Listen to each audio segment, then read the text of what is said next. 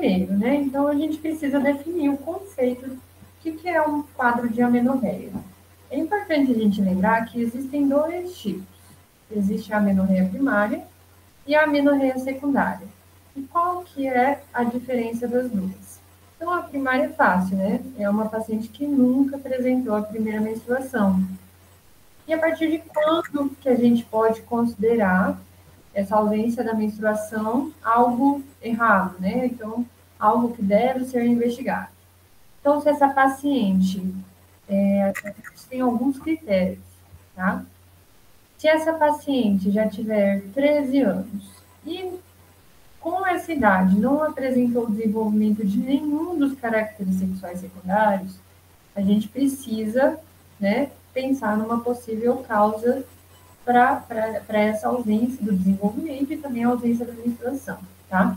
Ou se essa paciente ela já tem 15 anos, já tem o desenvolvimento dos caracteres sexuais secundários, porém ainda não apresentou a primeira menstruação. Então, esses critérios está no último consenso da FEBRASGO, tá? Então, para a definição de amenorreia primária. Outro critério, mas menos usado, é se essa paciente ela já tiver tido o desenvolvimento das mamas antes de 10 anos de idade e se até 3 anos após esse desenvolvimento das mamas ela ainda não apresentar nenhuma menstruação. Então, também pode ser um critério para a amenorreia primária. E a amenorreia secundária, então, é uma paciente que já apresentou ciclos regulares, né? Porém, do nada, essa menstruação ficou ausente. E a gente precisa investigar quando ela pelo menos estiver ausente por 3 meses ou por pelo menos 3 ciclos consecutivos. E aí a gente vai fazer o diagnóstico de amenorreia secundária e investigar a possível causa, tá? É muito importante, pessoal, a gente lembrar as causas fisiológicas. Então, sempre devem ser descartadas antes da gente pensar em alguma outra doença, algo que às vezes é mais raro, né? Então, a gente tem que excluir as causas básicas, as causas fisiológicas. Então, todo quadro de amenorreia, principalmente a secundária, a gente precisa descartar a gravidez, né? Então, pedir o exame de gravidez, beta-HCG. A lactação também é uma causa de amenorreia secundária. É muito comum paciente amamentando, às vezes está amamentando 2, 3 anos, e ela chega no consultório e fala, doutora, minha menstruação nunca voltou, né? Depois que eu tive meu filho, 3 anos atrás, eu não apresentei mais menstruação. Aí tem que perguntar se ela está amamentando ainda, isso pode ser uma possível causa. Não quer dizer que todas que amamentem por tempo um pouco mais prolongado vão ter amenorreia. Porém, pode acontecer de não apresentar menstruação mesmo amamentando pouco, em poucas quantidades ao longo do dia. Tá? Então, só o aumento da prolactina já pode gerar a ausência da menstruação. E outra causa é a menopausa. Lembrar que acima de 40 anos, a menopausa já não é uma menopausa precoce, né? Então, ela pode acontecer já nessa fase e precisa também ser descartada.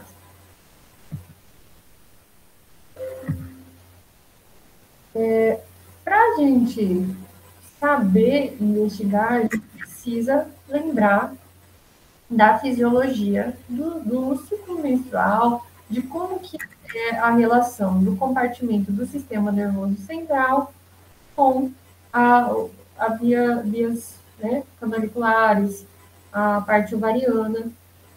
Esse quadro é importante vocês terem em mente, né, esse fluxograma. E outra coisa que vocês precisam memorizar é o compartimento, né? Então, muitas vezes, quando vocês forem fazer alguma prova de residência, às vezes não vai estar o nome hipotálamo, vai estar escrito compartimento 4. No caso da hipófise, é o compartimento 3, os ovários são o compartimento 2, e as vias canaliculares, que correspondem ao útero, colo, vagina, é o compartimento 1. Lembrar que todos esses órgãos estão relacionados. Se houver qualquer problema em qualquer desses compartimentos, já pode acontecer uma ausência de menstruação, uma irregularidade menstrual, tá? Então, lembrar que O hipotálamo, ele é o responsável pela produção do GNRH, que, por sua vez, lembrar que o GNRH tem que ser de forma pulsátil, né? Então, não pode ser uma produção constante. Se ele não for de forma pulsátil, ele não vai, a partir daí, já não vai ter um estímulo adequado aí da hipófise cerebral. Então, o GNRH, de forma pulsátil, estimula a hipófise cerebral na produção do FSH e LH, que, por sua vez, lá nos ovários, existem os receptores do FSH e LH, onde esses hormônios vão se conectar e estimular a produção de estrogênio e progesterona, e por aí vai estimular as fases do ciclo menstrual, certo? Então, é importante lembrar que qualquer alteração em qualquer compartimento já pode estar relacionada a uma causa de amenorreia. Então, é a partir desse fluxograma que a gente vai pensar nas possíveis causas da ausência da menstruação. Então, as causas de amenorreia primária, a maioria, então 50% das causas de amenorreia primária, ausência da menstruação, né, paciente que nunca menstruou, são anormalidades genéticas. Outras 20% das vezes são causas hipotalâmicas, principalmente aí, incluindo a amenorreia funcional. O que é isso? O paciente às vezes está desnutrida, faz atividade física intensa, o estresse, né? Então, tudo isso pode levar a uma amenorreia funcional, alterando aqui a função hipotalâmica, tá? Outras 15% são as vias canaliculares, né? Que isso pode ser incluso aqui já nas vias canaliculares, os septos vaginais, ímen perfurado, tá? E outros 5% das vezes vai ser causas hipofisárias. Já o quadro de amenorreia secundária, a principal alteração vai ser nas gônadas, né? Na parte ovariana. Pode também ter alterações hipotalâmicas, em 35% das vezes, hipofisárias, né, e uterinas, né? Geralmente vai ser menos comum, tá? Então, aqui eu vou detalhar, mas bem por cima, né, digamos, mais superficialmente, as principais causas aí de amenorreia. Começando aqui, então, vamos por compartimentos, tá? Tanto a amenorreia primária quanto a amenorreia secundária, a gente vai seguir os compartimentos. Então, lá no compartimento 1, que são as vias canaliculares, o que pode acontecer nessas vias canaliculares que ocasiona uma amenorreia? Então, por exemplo, a genesia ehleriana, que é mais conhecida como síndrome de Mayer-Rokitansky, muito comum em provas, tá? O que é? Então, é uma genesia dos ductos de Miller, ou os ductos paramesonéficos, né? Então, esses ductos não se formam e acaba não havendo a formação das tubas uterinas. Então, essa paciente não vai ter tuba, ela não tem nenhuma parte aqui do útero, né? Toda essa parte aqui em cinza vai estar ausente. E também não vai possuir os 2/3 superiores da vagina, tá? Ela só vai ter o terço inferior. Ela vai apresentar ovários, né? E o terço inferior da vagina. Muitas vezes, o que ela vai notar? Primeiro, ou a ausência da menstruação, ou quando essa paciente for ter a primeira relação sexual dela, vai ser uma relação não satisfatória, às vezes não vai conseguir ter relação pela vagina curta, e aí vai ser provavelmente solicitado um exame de imagem, e nisso vai identificar que não existe esses órgãos na parte interna, tá? Outra causa, né, também que vai atingir as vias canaliculares é a síndrome de Morris. Então, a síndrome de Morris é a insensibilidade androgênica completa. O paciente, ele é XY, um genótipo XY, porém o fenótipo vai ser feminino. Por quê? Essa paciente ela vai ter uma produção normal de testosterona, porém essa testosterona ela acaba não surtindo efeito, porque tem uma insensibilidade dos receptores. Então, os receptores não vão agir com essa testosterona, ou seja, não vai ter a formação dos ductos de Wolff, né, que são os ductos mesométricos. Então, como não vai ter esse desenvolvimento do ducto de Wolff, fenotipicamente vai ser igual a uma mulher, né? Então, por fora, vai ter todos os órgãos femininos. Então, vai ter o clitóris, grandes e pequenos lábios, e o terço inferior da vagina, mas não vai ter útero, não vai ter ovário, não vai ter trompas, não vai ter os 2 terços superiores da vagina, e algo que pode ser encontrado, que vai ser encontrado nesses casos, é um testículo intrapélvico, porque a descida do testículo depende da resposta dos receptores ao hormônio masculino, tá? Bom, continuando então nas vias canaliculares, outras causas de amenorreia, no caso aqui vai ser primária, tá? Então, até agora, síndrome de Mayer-Rupert, que é a amenorreia primária, síndrome de Morbus também, a amenorreia primária. E aqui, o ímã perfurado e o septo vaginal transverso, os dois vão ser amenorreia primária, tá? Por quê? O que acontece? No ímã perfurado, então, não vai ter essa obstrução, tanto no ímã perfurado como no septo vaginal transverso. A obstrução e escoamento aqui da menstruação, né? Então, essa menstruação, ela vai ser formada, mas ela não vai ter por onde sair. E o que geralmente o paciente com esse quadro, ela vai começar, a partir de determinada idade, começar a ter cólicas, dores, né, principalmente ali no canal vaginal.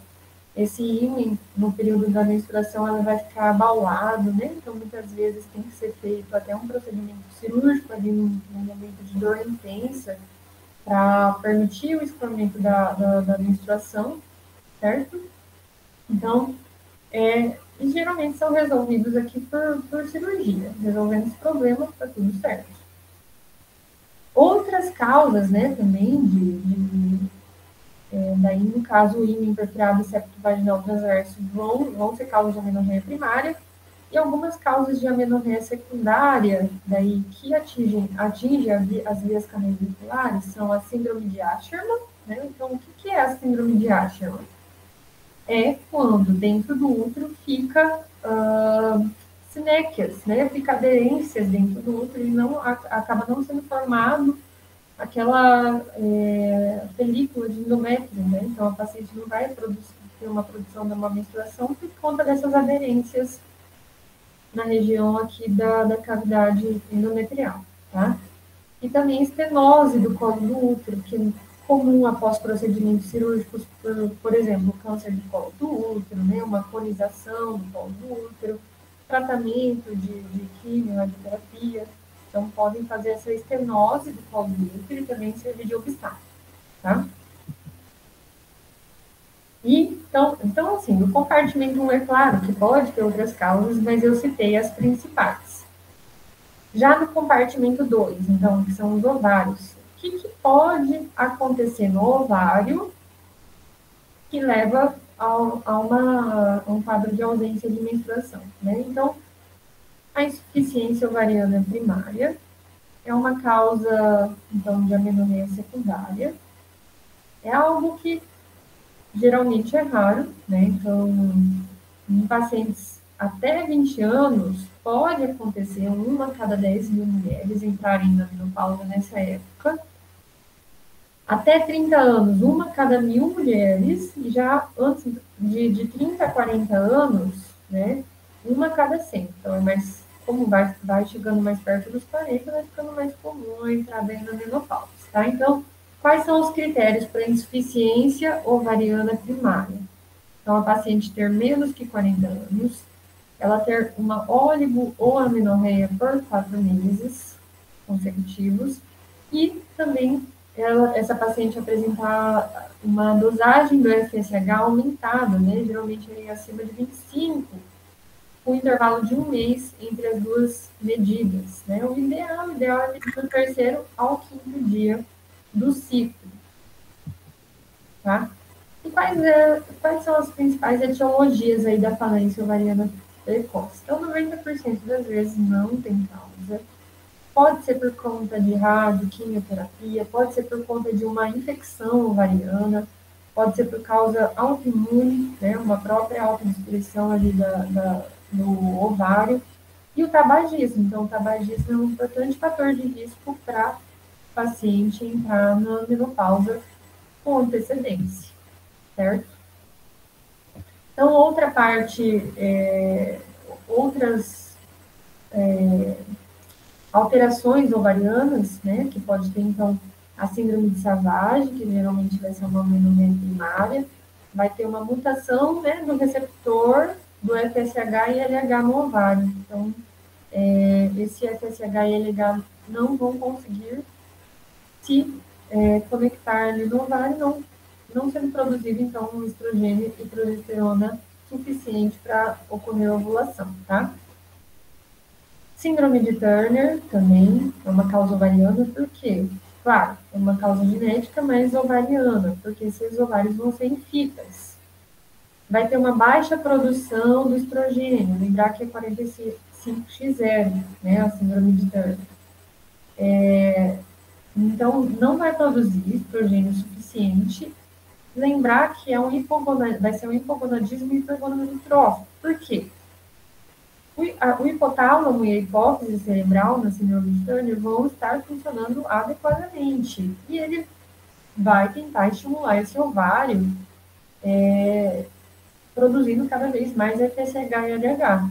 Então, ele vai ter um FSH e LH bem aumentado, com baixo estradiol. Então, por isso que é um hipogonadismo, que é um baixo estrogênio, baixa reserva ovariana, né? Hipergonadotrófico. Então, com alta produção de FSH e LH pela hipófise cerebral. Então, já no compartimento 3, o que pode acontecer, né? Então, na hipófise cerebral. O que é mais comum são os tumores, né? Tumores de hipófise cerebral, a maioria benignos, tá? Porém, pode ter malignos também. O mais comum é o prolactinoma, então vai ter um aumento, né? Existem prolactinomas de diversos tamanhos, geralmente o tratamento vai depender muito do tamanho do prolactinoma, pode ser cirúrgico, geralmente cirúrgico quando esse prolactinoma está afetando a campimetria, fazendo compressão de outras glândulas ali ao redor, tá? Então, ou pode ser principalmente com tratamento clínico, com cabergonina, com bromocriptina, né? E aí o acompanhamento. Pode também ter uma mutação, né, mutações dos hormônios aqui na hipófise cerebral, assim como no ovário. A síndrome de Sheehan pode acontecer também. Então, não sei se vocês se recordam o que é a síndrome de Sheehan. Alguém lembra? Ninguém quer falar alguma coisa sobre a síndrome de Sheehan? Seria a necrose da hipófise, doutora? Isso, perfeito, Bárbara. Exatamente. O que acontece? Na gestação, a hipófise cerebral, ela, como outras glândulas, né, também no corpo nessa fase, ela aumenta de volume. E junto com o aumento de volume, vai também ter um aumento da irrigação né, do fluxo sanguíneo dessa glândula. E o que acontece? Uma paciente no puerpério, que às vezes tem uma hemorragia pós-parto, né, e geralmente é uma hemorragia a ponto de às vezes precisar de transfusão, então tem que ser uma hemorragia importante, tá? Dependendo do grau da hemorragia, o que acontece? O corpo, ele vai priorizar os principais órgãos para fluxo sanguíneo, e vai acontecer exatamente o que a Bárbara falou, uma necrose da hipófise cerebral por diminuição do fluxo sanguíneo, né? Então, diminuindo esse fluxo, vai ter essa necrose, e o que pode acontecer? Geralmente, não vai atingir só a parte que produz FSH e LH, né? Pode atingir a hipófise inteira, levando ao panhipoitarismo, né? Então, a paciente muitas vezes vai ter diabetes insípidos, por exemplo, e muitos outros problemas decorrentes aí da síndrome de Sheehan, incluindo a amenorreia secundária, tá? Doenças autoimunes também podem atingir a hipófise cerebral. E a síndrome da célula vazia. Então, a síndrome da célula vazia não é porque não tem a hipófise cerebral, não é porque a paciente não tem essa glândula.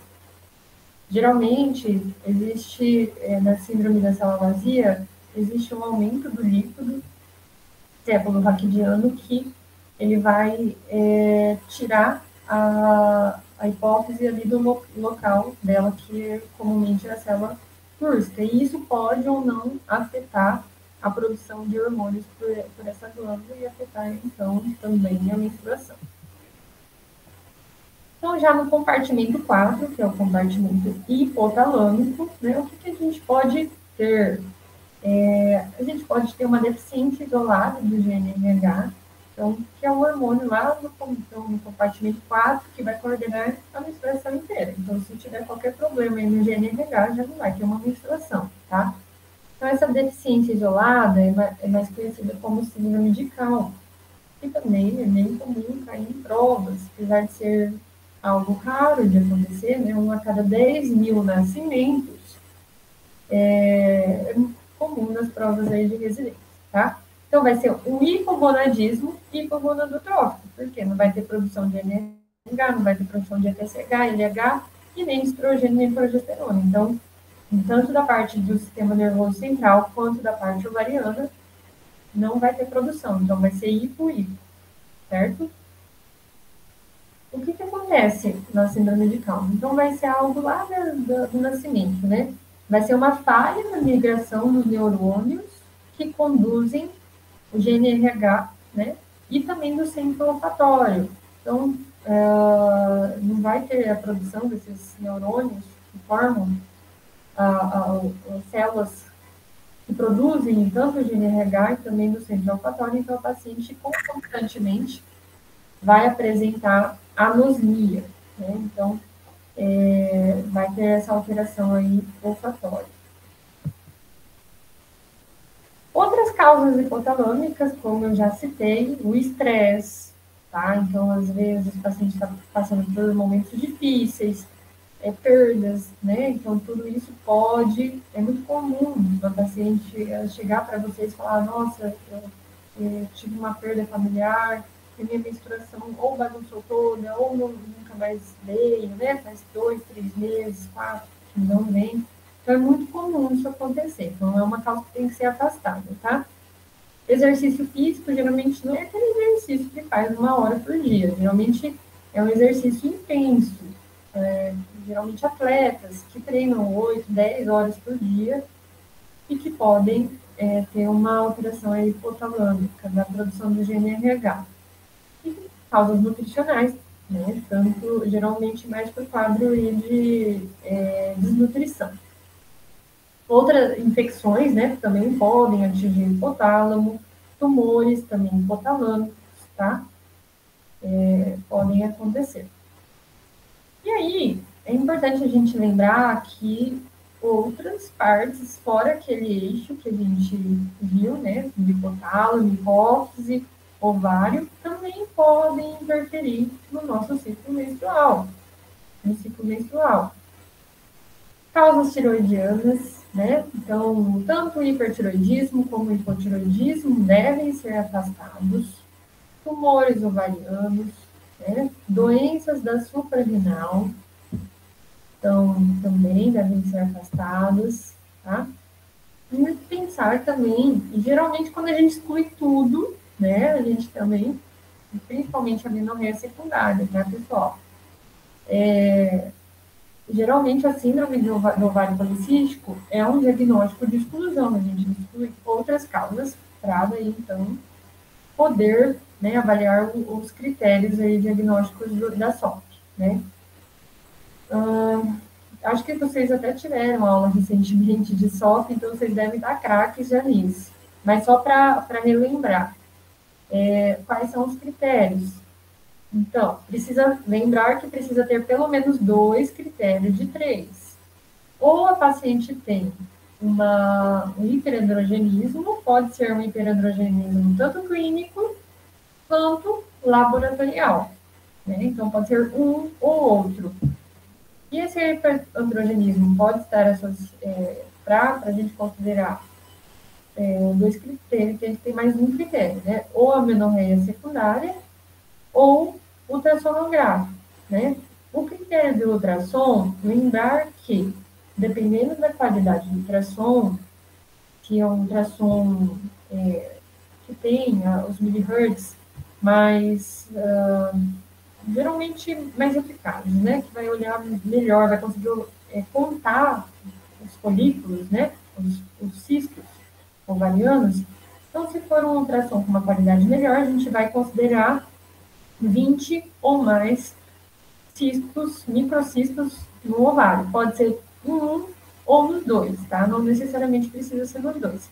E dependendo da qualidade do ultrassom, a gente vai considerar o volume ovariano. Às vezes não vai ser aquele ultrassom que vai conseguir contar certinho esses 20 microcistos, mas se um ou outro ovário, né, pode também ser um ou os dois, tiver mais que 10 centímetros cúbicos, também é contado como um critério da sorte, certo? Então, lembrar que sempre é um diagnóstico de exclusão, nunca a gente já pode dar esse diagnóstico como o certo no primeiro momento.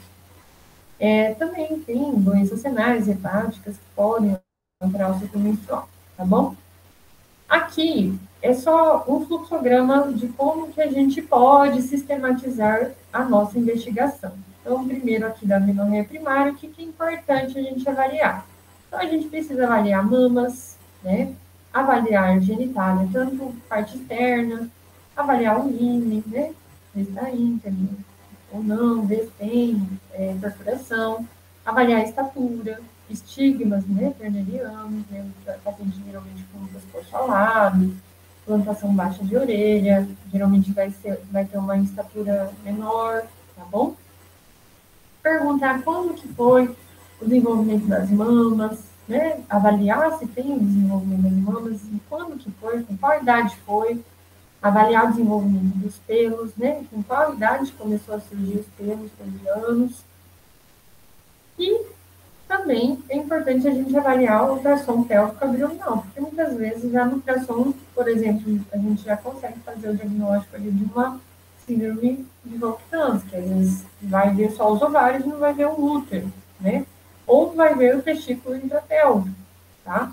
Abdominal também pensando em tumores, né? Tumores de glândula suprarrenal, que podem também aí, alterar o ciclo menstrual. Caso não tenha nada alterado, a gente precisa daí dosar o FSH, né? Se ele estiver muito aumentado, a gente tem que pensar geralmente numa causa gonadal, então uma causa ovariana. Quer dizer que a hipófise e o hipotálamo está produzindo normal o FSH e a causa é ovariana. Também podemos dosar o estrogênio, testosterona, né, também, principalmente se essa paciente tiver algum distúrbio, se ela tiver um hiperandrogenismo, e pensando também no caso da síndrome de Morbus, né, então a testosterona vai estar bem aumentada nesse caso. E por último, caso até então a gente não tenha feito ainda um diagnóstico, a gente pode ir para exames mais específicos, como a ressonância, né, hipófise, pelve, abdômen, e também solicitar o cariótipo, que é a banda G. E na amenorreia secundária, a gente vai seguir mais ou menos esse fluxo, mas um pouquinho diferente, na verdade. Tá? Então, primeiro, a gente vai avaliar todo o histórico menstrual dessa paciente, avaliar, ver se ela já apresentou ciclos regulares ou não. É muito importante vocês lembrarem que pacientes que acabaram de ter a primeira menstruação podem ter irregularidade menstrual nos 2 primeiros anos, principalmente. Algumas até 3 anos após a primeira menstruação, devido à imaturidade do eixo hipotálamo e hipófise cerebral. Então, se essa paciente vir com uma irregularidade menstrual nessa fase, muitas vezes a gente vai só apenas tranquilizar e avisar a mãe, né, a adolescente, que é normal nessa fase ter uma irregularidade. Avaliar se essa paciente está em uso ou não de anticoncepcional, Também é comum pacientes que usam anticoncepcional, mesmo aqueles que fazem pausa, tá? Podem, em alguns casos, mesmo fazendo a pausa, não apresentar menstruação, né? Tem alguns anticoncepcionais que às vezes as pausas são menores, 2 dias, 4 dias, e às vezes essa paciente, por si só, não vai, só pelo uso do anticoncepcional, não vai ter a menstruação, tá? Avaliar o passado obstétrico, pensando aí na síndrome de Sjögren, principalmente. Avaliar se ela tem uma secreção mamária, uma galactorreia. Perguntar se essa paciente ela tem cefaleia, se ela tem alterações visuais, né? Pensando na campimetria, que pode ter algum tumor ali comprimindo e causando a cefaleia. Lembrar que causas, né, durante o diagnóstico de amenorreia secundária, a gente precisa afastar as causas fisiológicas, então, ver se ela está grávida, né, ver se ela não está amamentando, ver se ela também não está numa possível menopausa. Então, depois dessa anamnese, né, toda, completa, exame físico, claro, a gente vai para o passo 2. Podemos solicitar um ultrassom, né, transvaginal, ultrassom pélvico, abdominal. Aqui o HCG, na verdade, a gente já vai ter solicitado aqui na primeira consulta, né? Também pedir um TSH, um T4 e uma prolactina. Aqui, eu coloquei o teste, né, do estrogênio e da progesterona. Hoje em dia, na prática clínica, a gente acaba não utilizando mais este teste, né? Por quê? Porque a gente hoje em dia tem como dosar os hormônios mais facilmente. Então, antigamente, que a gente não conseguia dosar os hormônios, a gente até acabava perdendo, não é perdendo tempo, mas levando mais tempo para fazer o diagnóstico, mas a gente poderia fazer o teste do estrogênio e progesterona. Eu coloquei aqui só para vocês verem como que é feito esse teste e que ele funciona realmente para o diagnóstico. Então, como que a gente faz? Então, a gente vai dar o acetato de hidroxiprogesterona, que é um comprimido, 10 miligramas, tá?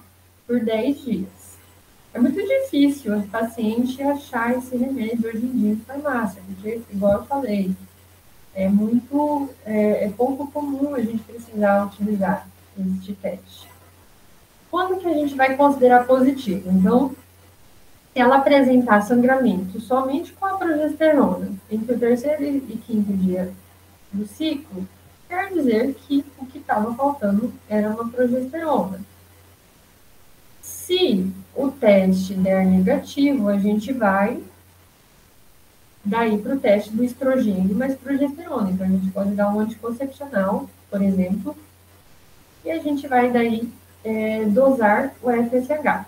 Se for positivo, né, se ela apresentar menstruação, quer dizer que o ovário, né, está funcionando a partir aí do estímulo do estrogênio e progesterona. E aí a gente tem que pensar, então, nas causas do sistema nervoso central. Então, daí a gente vai dosar o FSH. Quer dizer que há alguma coisa lá para cima que não está funcionando, entende? Se mesmo eu dando estrogênio e progesterona para essa paciente, ela não tiver menstruação, quer dizer que o problema está ali dentro do útero, né? Então, muito provavelmente tem alguma obstrução que não deixa ser escoada essa menstruação. Pode ser sinecas, né? Pode ser alguma estenose cervical. Então, o teste ele vai ser mais para guiar também o nosso diagnóstico, tá? Porém, hoje em dia, muitas vezes somente com a dosagem do FSH, com o exame de imagem, né? Uma esterossalpingografia também pode ser utilizada, a gente consegue muitas vezes fazer esse diagnóstico sem precisar ficar dando remédio para ela. E o passo 4 é quando que a gente vai fazer o passo 4? Quando deu tudo certo ali com o exame do teste do estrógeno e progesterona, e a gente está, então, investigando causas do sistema nervoso central. E aí, quando a gente não sabe se é causa hipotalâmica ou causa hipofisária. Então, como que é feito esse teste? Então, vai ser dado para a paciente o GNRH endovenoso, e aí vai ver se ela vai ter uma produção de FSH e LH. Então, a gente vai dosar o FSH e LH. Se houver produção desses dois hormônios, quer dizer que quem não está funcionando é o hipotálamo, né? Quer dizer que o hipotálamo não está sendo eficiente na produção do GNRH. E aí a gente vai, né, diagnosticar causas hipotalâmicas, então amenorreia, né, tumores, doenças crônicas. E se ela não tiver aumento do FSH e LH, então quer dizer que é uma causa hipofisária. Pode ser síndrome de China, né, a síndrome da célula vazia, o panhipoitarismo, né, que acontece, pode acontecer na síndrome de China, ou mesmo após cirurgias do hipotálamo, da hipófise cerebral, né? Para pacientes que às vezes têm prolactinoma e precisam retirar esse prolactinoma, às vezes ficam com uma sequela ali na hipófise, né? E também pensar em tumores. Então, aqui eu coloquei só para exemplificar a escala de Ferri-Mangal, que é para auxiliar a gente no diagnóstico de um hiperandrogenismo clínico. Então, através dessa somatória, né, a gente vai fazer um diagnóstico de hiperandrogenismo clínico quando, para pacientes orientais, acima de 6, tá? Para pacientes não orientais, acima de 8. E se tiver um hiperandrogenismo clínico, é importante a gente também avaliar a testosterona, né? Também solicitar a 17-OH-progesterona, principalmente pensando em um quadro de síndrome adrenal congênita, e o DEA, né? Então, o fato de dehidroandrostenediona, que também pode estar presente na síndrome adrenal congênita e também em tumores de glândula suprarrenal. Esse quadro é um quadro que mostra as alterações, né? Por exemplo, a hiperplasia adrenal congênita. O que vai estar aumentado na hiperplasia adrenal? A 17-LH-progesterona, né? E vai também estar aumentada a testosterona. O sulfato de DEA pode ou não estar aumentado e os outros geralmente vão estar normais. Na hiperprolactinemia, o que vai estar aumentado? A prolactina. Já na síndrome do ovário policístico, a gente vê que não tem um hormônio específico que a gente dosa que vai nos dar o diagnóstico, né? Então, por exemplo, a testosterona pode estar normal na síndrome do ovário policístico ou pode estar aumentada, né? A prolactina pode estar normal ou aumentada. Então, não tem um exame em si, nesse caso específico, que vai estar alterado. Já na insuficiência ovariana primária, o FSH vai estar acima de 25, né? Lembrar que tem que ter 2 dosagens de FSH com intervalo de 1 mês para diagnosticar a insuficiência ovariana primária, além de ser menos de 40 anos, tá? Então, esse quadrinho é só para mostrar que algumas doenças, algum hormônio vai estar realmente alterado, em outras pode ou não estar alterado. E o tratamento? O tratamento, então, vai depender, né, do diagnóstico. É muito importante a gente pensar principalmente na qualidade de vida, primariamente, né, o nosso tratamento ele deve ser guiado pensando sempre na qualidade de vida, se esse tratamento vai ou não trazer eficácia para ela. Então, por exemplo, pacientes que têm insuficiência ovariana primária, né, pensar no hipoestrogenismo, né, lembrar que essa paciente ela pode ter, por exemplo, uma osteoporose mais cedo, ter disfunções sexuais por conta dessa ausência de estrogênio por muito tempo, né? Então, prevenir efeito em longo prazo é o principal objetivo, e melhorar a qualidade de vida. Então, as vias candiliculares, geralmente a gente vai fazer ou uma correção cirúrgica ou também um aconselhamento da técnica de reprodução assistida, principalmente aquelas pacientes que não têm útero, né? Não tem como ter uma gestação. Por exemplo, pacientes que com a síndrome de Morris, com a síndrome de Mayer-Unkian Roctans, que a gente pode oferecer uma neovagina, né? Uma cirurgia para aumento do canal vaginal. E hoje em dia, na verdade, se faz pouco essa cirurgia. Acaba sendo oferecido para essa paciente próteses, que são produzidas por impressora 3D, e essa paciente, através dessas próteses, ela vai aumentando ao longo do tempo o canal dela, o canal vaginal dela, tá? No caso da hiperprolactinemia, lembrar que a gente precisa usar o agonista do palinérgico, né? Pode ser bromocriptina ou cabergolina, e dependendo do caso, até uma cirurgia para retirar o prolactinoma. Na hiperplasia adrenal congênita tardia, a gente geralmente vai tratar com corticoide, tá? A síndrome do ovário policístico, então a gente vai orientar em alguns casos, é claro, o uso do anticoncepcional, mudanças de estilo de vida, se essa paciente quer engravidar, pensar na metformina, principalmente aquelas pacientes que têm a resistência insulínica, né? E hoje em dia está sendo muito usado o inositol, tá? Também para pacientes que têm SOP e que desejam engravidar. E aquelas que têm mais dificuldade, às vezes até uma indução da ovulação. Lembrar que o anticoncepcional, ele não é tratamento da SOP, ele é para diminuir os riscos que a SOP traz a longo prazo. Quais são os riscos? Câncer ovariano, né? Essa paciente tem maior risco de ter diabetes, câncer de endométrio.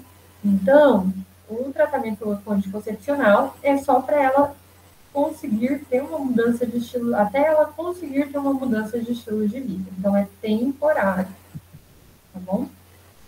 Tratamento cirúrgico, acidentes intrauterinas, a gente vai fazer uma lise de aderências, né? Então, a gente pode fazer isso por via, geralmente, esteroscópica.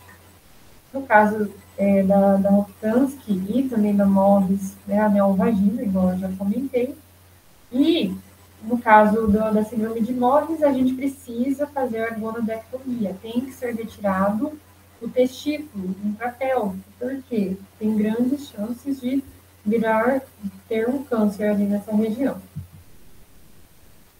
Então, a menorreia é um diagnóstico complexo, lembrar, igual eu já comentei, de todos aqueles compartimentos, né?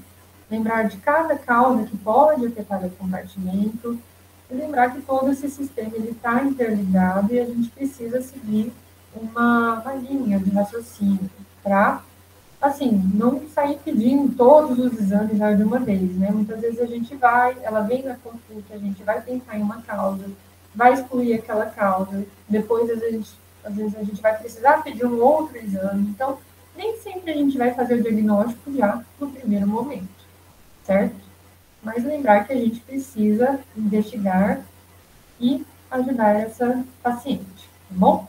Bom, é isso, pessoal, a aula bastante informação, né? Alguém ficou com alguma dúvida? Alguém quer